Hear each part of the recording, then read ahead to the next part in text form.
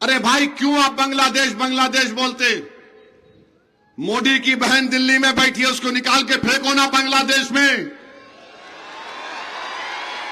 यहां पे कोई बांग्लादेशी नहीं है, ना रहेंगे। यहां पर भारत के अव्वल दर्जे के शहरी रहते हैं, जो मुसलमान भी हैं, हिंदू भी हैं, दलित भी हैं, ओबीसी भी हैं। मगर इनको खाली दूरबीन लगा के, अच्छा बांग्लादेशी बोले तो योगी बाबा, उन्होंने एक नया तरीका निकाले बांग्लादेशी को तलाश करने का। क्या निकाले? उन्होंने अपनी पुलिस को बोले मुस्लिम इलाके में जाओ, जैसा यहां इलाके है, वहां जाकर एक 70-75 साल के बूढ़े को बुलाए, तुम बांग्लादेश के? उन्हें बोला नहीं भाई, मैं बिहार का अररिया का हूं, 22-25 साल से यहां पर कारोबार करता हूं। नहीं नहीं तू बांग्लादेश? अरे नहीं हूं मैं। तो पुलिस वाले बोले बाबा ने हमको आइडिया दिया। उन्हें बोला ये क्या आइडिया दिया? पलटा दिया।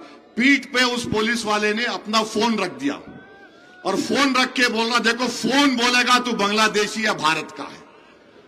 क्या साइंटिस्ट है बाबा भी।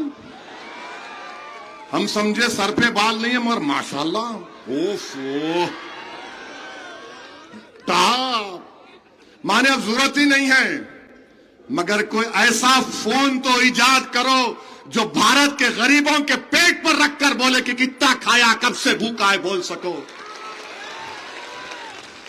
तुम ऐसा फोन इजाद नहीं करे जो गरीबों के पेट पर रखकर बोल सके। मगर तुम किसी को बदनाम करना चाहते हो। इन्हें क्या है, इन्हें खाली तकरीर करता, लोग इसको सुनने को आते, उसके बाद लोग जाके भूल जाते। मैंने कहा ठीक है आपकी सोच होगी, मगर अब का जो नौजवान है 18 साल से 35 साल का नौजवान है, वो तय कर लिया, वो जान चुका है, चाहे कांग्रेस हो, बीजेपी हो, उद्धव ठाकरे हो, अजीत पवार हो, ये सब एक है, कुछ फर्क नहीं है, एक है। मजलिस ने हम लिख के दिए नहीं दिए। मैंने तकरीर में कहा था बिहार में, तुमने मेरे 4 तोड़े ना, मैं 4 का बदला 24 से लूंगा, और अल्लाह ने उसको पूरा किया। हम 5 जीते, 29 लड़के 5 जीते, 2 सीटों पर दूसरे नंबर पर आए। 1 सीट पर बलरामपुर से आदिल हसन, अल्लाह उसको दोबारा कामयाब करेगा, 80,000 वोट लेके 350 वोट से हार गया। और ये गठबंधन का उम्मीदवार 70,000 वोट लिया। मैं नहीं रुआ,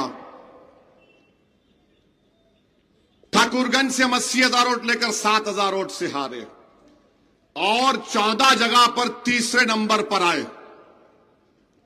14,000 से लेकर 35,000 मजलिस को वोट मिले।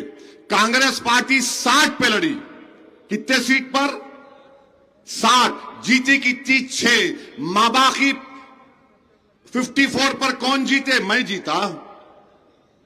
तुम्हारे गुण, तुम्हारे, वो क्या शायर ने अच्छा कहा था, याद नहीं आ रहा शेर, मंजर भोपाली का शेर है एक, माने आपके हर ऐब हुनर नजर आता है आपको, और हमारा लड़ना आपको गुनाह नजर आता।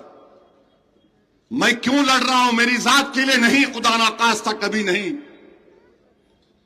मैं यही चाहता हूं कि जिंदगी जो अल्लाह ने मुझे दी, इतने नेमतों से अल्लाह ने मंजलिस के जिम्मेदारों को नवाजा, हम यही चाहते हैं कि हमारी उस काबिलियत से जो परवरदिगार अल्लाह ने हमको दी, हम गरीबों को उनका मुकाम दिलाएंगे, उनका हक दिलाएंगे, मुसलमानों की लीडरशिप पैदा करेंगे, ताकि जब हमारी आंख बंद हो जाएगी तो कम से कम हम ये गम लेकर तो नहीं जाएंगे कि हम तो जिंदगी में अपने सामने लीडर्स को नहीं पैदा करे जो जालिमों से मुकाबला कर सके। मैं अल्लाह से यही दुआ करता हूं कि अल्लाह खातिमा ईमान पे रहो, और ऐसा खातिमा हो कि तू मेरी रूह कब्ज करने से पहले मेरे सामने पूरे भारत के मुसलमानों की एक सियासी क़यादत को बना दे। बस ये हमारा ख्वाब है और कुछ नहीं है। इंशाअल्लाह ताला मंत्री संतरी बनने का कभी शौक था ना कभी रहेगा इंशाअल्लाह ताला, क्योंकि अल्लाह ने बहुत इज्जतों से नवाजा। नहीं जानने वाला भी मेरे को जानता है। दुश्मनों के सामने से चले गए तो खड़े होकर गाली देना शुरू कर देती। इससे बढ़ के इज्जत और क्या होना आपको कि दुश्मन के सामने से गए तो खड़े होकर उन्हें दांता पीसना शुरू कर देता। उसकी अम्मा को, उसकी बीवी को, बाप को देखा तो नहीं बोलता, मेरे को देख के बोलता। मेरे को देख के उन्हें खुदा का नारा लगाता। एक 5 स्टार होटल में खाना खा के निकल रहा था मैं, एक वहां मीटिंग थी। अब देख के मेरे को नारा लगा रहे, खुदा का नारा लगा रहे। मैं रुक गया। ये 10-15 ही थे, डॉक्टर्स थे ये। वो जिंदाबाद। मैं मुस्कुरा रहा था। बोले तुम मुस्कुरा रहे? बोला हाउ। बोले हाउ क्या है? बोला हैदराबाद का दखनी स्टाइल है यस बोलने का, ओके बोलने। बोले क्या मतलब? बोला बाबू इससे बड़ी खुशी क्या होगी कि तुम दूल्हे भाई को देख के खुदा का नारा लगा रहे। बोले यार तेरी जबान है या तलवार है? मिला, फिर हाथ मिला, हाथ मिला लिए। बोले नंबर दोगे? मिला नंबर लो। बोले फिर देख के नारा लगाएंगे? अब नहीं। अब देखो क्या हो रहा है तमाशा देश में। इलेक्शन लड़ना तो गुनाह है कांग्रेस पार्टी की नजर में, क्योंकि वो ही हरा सकते। अरे 3 मर्तबा मोदी देश का प्रधानमंत्री बना तो क्या मुसलमान जिम्मेदार है? मैं आपसे एक सवाल कर रहा हूं, 2014, 2019, 2024 के पार्लियामेंट के इलेक्शन में आपने बीजेपी को वोट दिया क्या? कितने नहीं दी? हाथ उठाओ। मोदी कैसे बना फिर वोट? कैसा बना? मैं बोला आपको, मेरे पास कोई फरिश्ते तो नहीं है, ना मौकिल है ऐसा पढ़ के करे ऐसा।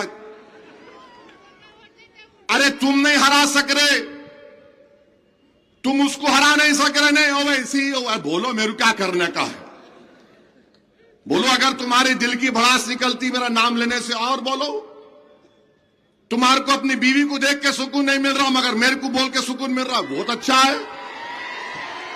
तुम्हारे घर में मां बाप को देख के दिल को सुकून नहीं मिल रहा, मगर मेरे को गाली दे के मिल रहा, बहुत अच्छा है। मेरे को कोई फर्क नहीं। मेरे कोई कपड़े पे आ गया बेचारा मेरे। नहीं, ये क्या है, नाथूराम गोडसे भी टुई था। नाथूराम गोडसे टुई था, समझो बात को। नहीं बोल सकते यहां पे, समझे नहीं समझे? तो उसको भी कपड़ों को देखने का शौक था। ये उनकी औलाद है, ये उनकी सोच इसमें आ गई। और जो लोग अपने मां बाप को घर में लड़ता हुआ देखते, वो औलाद गालीज देती, तो ये बेचारा उसका बचपना कैसा गुजरा नहीं मालूम, क्या क्या हुआ नहीं मालूम उस पे।